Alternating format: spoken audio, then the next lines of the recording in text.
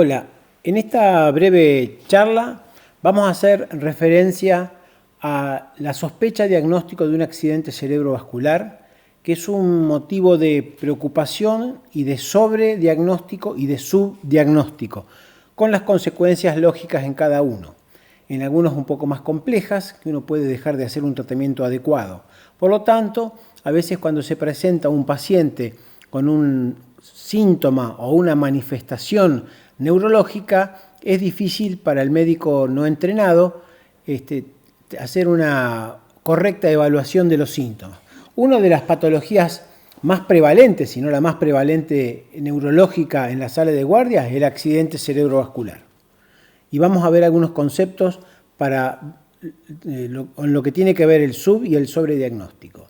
Empecemos por saber que errar es humano, que uno se confunda. Bueno, puede ser una mala praxis según el contexto, pero no vayamos por ese lado porque no es lo importante en este caso, es priorizar el paciente. Y hablamos de que un fallo en el diagnóstico se refiere a establecer una adecuada explicación de lo que tiene el paciente en ese momento. O sea, usted tiene tal cosa por tal cuestión. Lo otro es comunicarle al paciente qué es lo que tiene, ¿no? Entonces, eso ya es un fallo, el no darle los elementos del diagnóstico al paciente, y el error en sí mismo puede ser por un diagnóstico inadecuado, por un diagnóstico demorado o simplemente que el paciente se vaya sin el diagnóstico.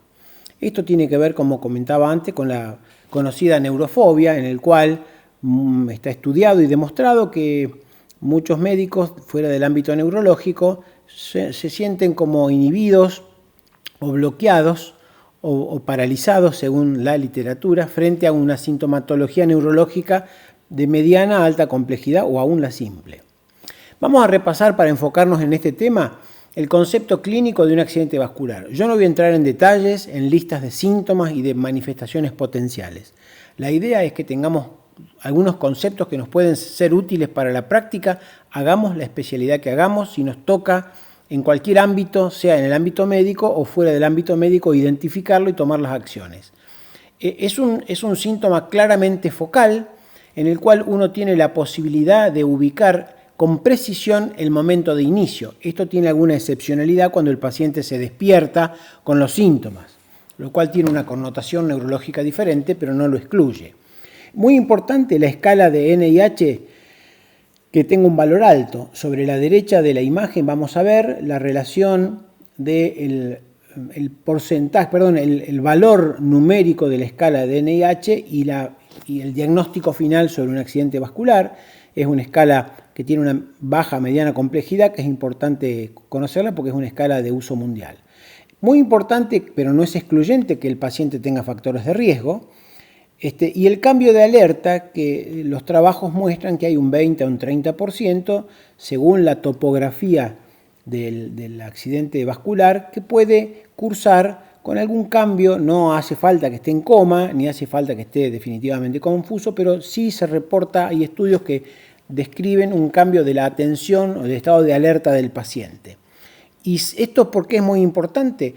Porque del total de pacientes que tienen un accidente vascular isquémico, que entran en ventana, o sea, antes de las 4 horas, para generalizar, solamente el 10% recibe terapia trombolítica.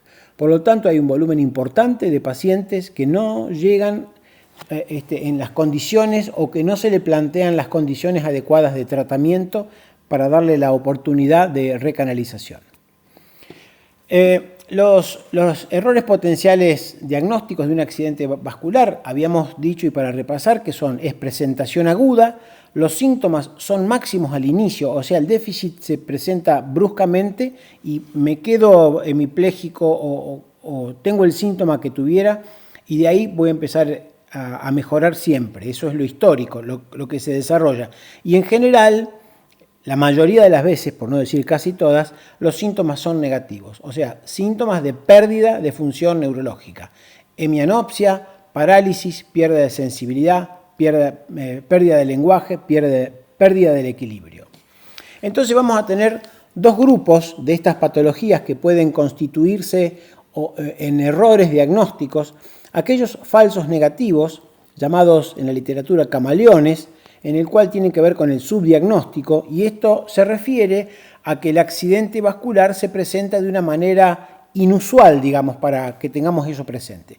Porque si una persona, 70 años con factores de riesgo, tiene una hemiplegia, creo que el diagnóstico es bastante sencillo para la gran mayoría de los pacientes, o es la primera cosa que sospechamos. En cambio, los falsos positivos o mimics en realidad tienen más que ver con el sobrediagnóstico, o sea, una patología que no es un ACV, pero puede hacernos pensar que sí es un accidente vascular. Y vamos a verlas ahora en los próximos slides. Los falsos positivos, vamos a empezar por lo menos importante. Los falsos positivos se refiere a que parece un ACV, pero en realidad no es. ¿Y esto cuáles son la lista de patologías que puedo tener presente? Porque son todas patologías de guardia. Una convulsión. Sobre todo, después de la convulsión, el paciente puede quedar con una parálisis postconvulsiva, llamada parálisis de Todd, nombre propio, en el cual el paciente queda con un déficit focal, o un déficit motor, o un déficit de conciencia, o queda en un estado postcrítico. Entonces, el antecedente de la historia clínica nos puede orientar. Una migraña con aura, que tiene una instalación, sobre todo el aura visual, que es la más común, el 90% de las auras son visuales, es la pérdida de visión que va progresando y generalmente se instala en 20 minutos o media hora, que ya por definición no es un accidente vascular, porque el tiempo en el que se debería instalar el déficit visual es agudo de inicio. Una sepsis o trastornos metabólicos son otra de las circunstancias, la hipoglucemia, los trastornos del sodio, o un paciente séptico puede debutar con un síntoma neurológico focal, y en ese caso los análisis de rutina, la historia clínica, la fiebre en el caso de sepsis y eventualmente un soplo nos puede orientar. Un síncope también. A veces los pacientes hacen un síncope, como consecuencia del síncope hacen una convulsión. Ustedes saben que el 50% de los síncopes vasovagales se acompañan de cuadros convulsivos posteriores al síncope hasta que se recuperan, para tenerlo en cuenta.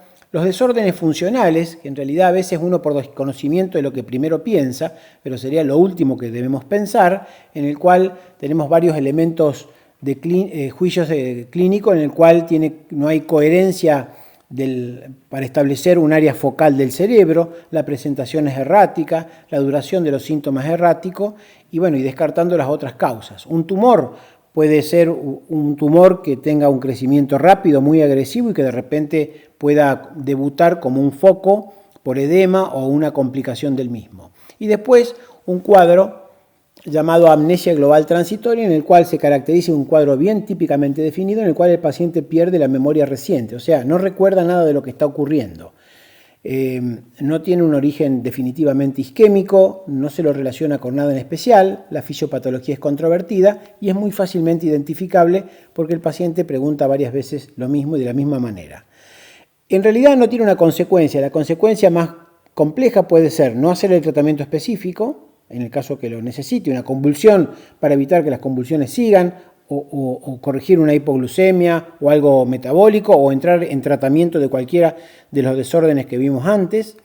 Y a veces puede ocurrir, y hay literatura al respecto, que un paciente con estos mimics reciba trombolíticos. Si un paciente de bajo riesgo no habría inconveniente, no es lo que está indicado, por supuesto, pero no sería una complicación seria. Los camaleones en accidente vascular, y este sí es el punto que no parece, pero sí en realidad es un accidente vascular, que son las manifestaciones inusuales. Todos sabemos, y se ve en clase y está en las propagandas, en las campañas de difusión, que hay una serie de síntomas neurológicos que son los clásicos del accidente vascular. Pero hay otras posibilidades que un accidente vascular se ubique en áreas inusuales o áreas que tienen una expresión diferente, entonces la interpretación no es la adecuada. Lo importante de esto es que va a implicar un retraso en la oportunidad del tratamiento. Decíamos que el 10% de los que podrían recibir un trombolítico en ventana lo reciben, entonces a veces esto puede confundir como si fuera otro síntoma. El ejemplo de eso es el mareo o vértigo, en el cual a veces un accidente vascular que sea pequeño, que sea de cerebelo, que sea de tronco, puede manifestarse como un cuadro vertiginoso. Y a veces es muy difícil diferenciar uno de otro.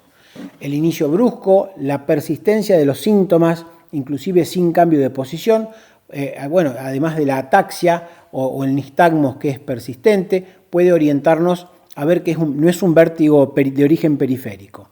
La monoplejía, y esto tiene que ver con lesiones corticales pequeñas que se pueden presentar en distintas zonas del homúnculo y dar un síntoma tan particular como una debilidad de la mano solamente. Entonces uno acostumbrado a que el accidente vascular es una hemiplegia, no lo tenemos en mente. Lo mismo que una parálisis o una caída del pie, que uno puede interpretarlo como una manifestación de una ciática, son de los otros elementos. Aquí el conjunto de elementos del examen es sustancial, ya que los reflejos o la sensibilidad o el resto del examen puede presentar algo.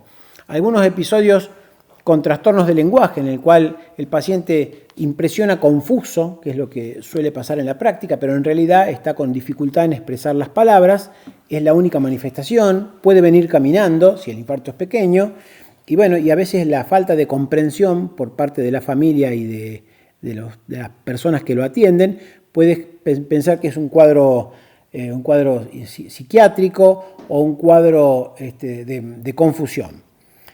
Una amnesia inespecífica, sobre todo en aquellas lesiones que son inusuales e infrecuentes, pero que se presentan en la región hipotalámica y la cara interna del lóbulo temporal, puede presentarse de esta manera, lo mismo que el estado mental alterado, que lo habíamos mencionado antes, puede estar distinto el paciente, no hace falta que esté en coma, no hace falta que esté soporoso, puede estar con un estado particular, comportarse de una manera inusual, tener alguna dificultad global de su memoria, y bueno, y se asocia muchas veces con lesiones agudas del lóbulo frontal o del área temporal.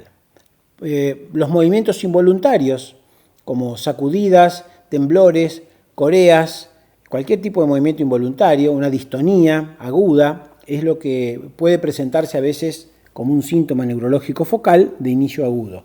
Y la convulaic, que le puse este nombre porque parece una convulsión, a veces cuando son isquemias corticales pueden presentarse como convulsiones, o sea que no hace falta que sean generalizadas, a veces pueden manifestarse como movimientos repetitivos y recurrentes, que es lo que de contracción y relajación de un miembro o de un hemicuerpo puede presentarse de la misma manera. Y cefalea, simplemente el 20 al 30% de los accidentes vasculares asocian cefalea, pero la cefalea de la hemorragia subaracnoidea o por rotura de un aneurisma que no sea fácilmente visualizable en la tomografía es un dato a tener en cuenta. Cefalea explosiva, máxima al inicio y que no cede. Por supuesto que los complementos en todos estos casos, un examen neurológico que puede ayudar. Aquí tenemos, no voy a leer todo el cuadro, pero alguna lista de algunas patologías que son mímics de accidentes vasculares o camaleones de accidentes vasculares, y abajo sobre la derecha está las siglas de cada una. Vemos que los mímics son convulsiones, variantes de cefalea, trastornos metabólicos, algunos síndromes específicos relacionados con alcohol, en el cual la historia nos orienta, por supuesto. Yo acá estoy describiendo nada más que los cuadros clínicos. El síncope, un vértigo periférico, bueno, algunas otras patologías vasculares, desórdenes autoinmunes, un brote de esclerosis múltiple, algunas enfermedades crónicas como canalopatías. Y los camaleones también, ¿no? Pueden ser áreas de infarto puramente motor, algunos accidentes vasculares que en áreas específicas como lóbulo temporal o región parieto-occipital pueden dar síntomas como confusión derecha-izquierda, desórdenes en el reconocimiento de algunas imágenes, agnosia visual, por decir algunos datos que es un poco complejizar, pero la idea era lo anterior. Esto es para completar el tema. Finalmente, vamos a ver la utilidad o poca utilidad que tienen las imágenes, y aquí vamos a ver, hay una descripción clara sobre la tomografía y la resonancia. Por supuesto que la tomografía es el estudio de rutina por la urgencia, porque sobre todo cuando estamos en ventana para descartar una hemorragia, es la técnica más rápida. En cambio, una resonancia con las técnicas de difusión-perfusión nos va a permitir tener mucha más información, pero a veces el tiempo o la disponibilidad no la tenemos. Para terminar, no solo el accidente vascular puede puede manifestarse así, sino que a veces tenemos crisis isquémicas transitorias, con el agravante en este caso que el paciente cuando llega, si tuvo fenómenos transitorios, normalmente no los tiene. Entonces tenemos que apelar a la descripción detallada de inicio, manifestaciones completas, todos los síntomas y por supuesto que habrá que tomar las conductas, pero en este caso para describir los mimics, o sea los falsos positivos, tenemos aquí en orden de aparición, este es un trabajo del año 2006 en que tenemos síncope, migraña como más importante, desórdenes metabólicos, vértigos paroxísticos, que son fenómenos episódicos que ceden y se normalizan. Entonces, bueno, la idea de esta pequeñísima charla era hacer un repaso de aquellas manifestaciones que pueden parecer un accidente vascular y no lo es, o justamente aquellas manifestaciones inusuales de un ACV que tenemos que estar atentos porque pueden ser la manifestación inusual, demorar el diagnóstico, tener un error diagnóstico o diferir y sobre todo demorar la intervención terapéutica con un trombolítico para el tratamiento agudo. Muchas gracias.